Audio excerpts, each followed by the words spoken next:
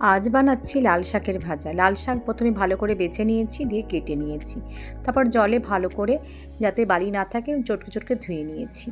এবার শাকটাকে একটা ঝুড়ির মধ্যে জল ছাঁকতে রেখে দিয়েছি।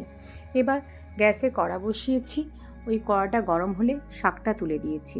ওই শাকের মধ্যে কোনো জল বা লবণ কিছুই যোগ করিনি, শুধু শাকটা দিয়ে ঢাকা চাপা দিয়েছি, যাতে ওই শাকের জলেই শাকটা হালকা সেদ্ধ হয়ে যায়।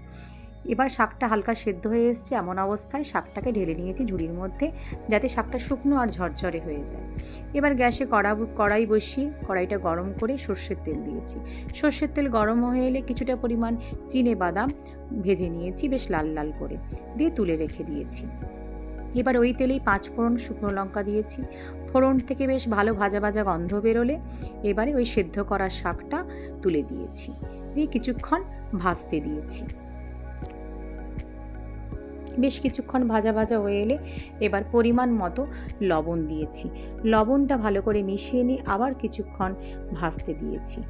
বেশ শাকটা ভাজা ভাজা হয়ে আসছে, এমন অবস্থায় কিছুটা পরিমাণ পোস্ত, একটা চেরা কাঁচা লঙ্কা নিয়ে ওই শাকের মধ্যে মিশিয়ে দিলাম। ব্যাস, তারপর সেটাকেও ভালো করে বেশ ভেজে ভেজে নিয়েছি। পোস্তটা বেশ ভাজা ভাজা হয়ে গেলে আগে থেকে ভেজে রাখা চিনেবাদামটা মিশিয়ে দিয়েছি। এবার ওটাকেও ভালো করে ভেজে নিয়েছি। এবারে কিছুক্ষণ ভাজা ভাজা হয়ে এলে নামিয়ে নিয়েছি। ব্যাস, রেডি হয়ে গেল লাল শাক ভাজা। শীতের দুপুরে গরম গরম ভাতের সাথে লাল শাকের ভাজা, আহা, অপূর্ব, অনবদ্য, খুবই টেস্টি।